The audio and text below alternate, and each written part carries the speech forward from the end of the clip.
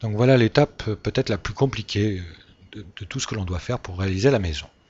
C'est réussir à créer les portes et les fenêtres aux endroits bien définis sur le plan et avec les contraintes dimensionnelles indiquées ici. Alors je vais m'intéresser à la porte d'entrée, la porte 1.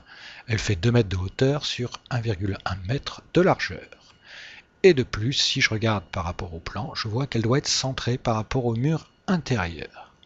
Alors il y a différentes possibilités pour réussir à faire ça, mais moi je vais utiliser peut-être pas la plus simple, mais celle qui va me permettre de vous faire découvrir cet outil qui s'appelle l'outil mètre.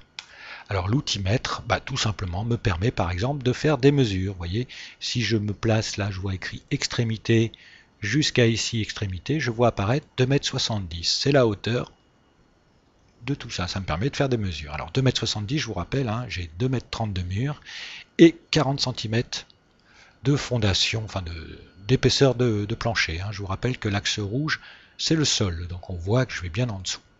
Ce sera important pour la suite. Donc voilà. Alors cet outil mètre, en plus, me permet d'autres options. Regardez. Par exemple, de faire des axes de repère. Je pars ici, intersection de l'axe rouge. Donc je vous rappelle que c'est l'axe qui définit le plancher. Jusque là. Hop, voilà, j'ai un axe qui est tracé. C'est un axe horizontal. Vous voyez? Cet axe horizontal, je peux aussi en faire un ici. Ça me permet de définir, vu de l'extérieur, puisque regardez là, je ne peux pas savoir où est le plancher. Les 40 cm, je ne sais pas où ils sont. Donc, pour être sûr de pouvoir les trouver, je fais hop, un autre axe. Ensuite, je tourne encore. Je diminue. Et là, je vais faire un dernier axe qui va relier l'intersection d'ici à l'intersection d'ici. Et voilà, là, je vois maintenant sur mon mur où est réellement le plancher. Alors, je vous rappelle que la porte va partir du plancher, donc elle va partir d'ici. Maintenant, comment je vais savoir où la mettre? Suivant les contraintes, elle est centrée entre les deux. Elle fait 1,1 m de largeur. Et là, par contre, je ne sais pas quelle est la largeur. J'aurai plein de méthodes, mesurer la largeur, faire ma porte de l'intérieur. Je vais encore utiliser bêtement l'outil mètre. Je pars d'ici, vous voyez, point vert, c'est l'extrémité. Je descends. Hop, je trace un axe. Alors ça marche pas tout le temps, regardez, si je me trompe un peu là. Hop, il ne me trace pas d'axe parce que c'est pas quelque chose qui est droit suivant un des axes rouge, vert ou bleu. Donc je dois faire attention quand je trace. Hop, 0,40. Et voilà.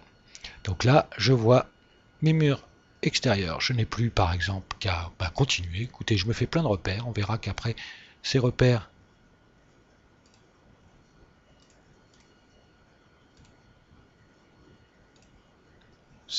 n'ont pas beaucoup de... Ah, là je me suis trompé, j'ai pas pris l'intersection. Pourquoi il n'a pas pris? Bon, c'est pas grave. Je recommence. Intersection. 2,70 m. Voilà. Vous voyez, là j'ai tous mes repères tracés sur mon mur. Je n'ai plus qu'à tracer ma porte. Alors avant cela, je vous rappelle que la porte fait 1,1 m de hauteur.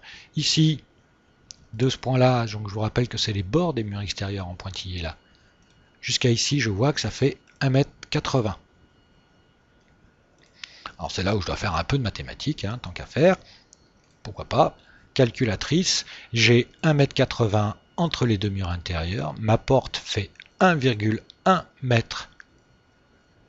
Si je me trompe pas, 1,80.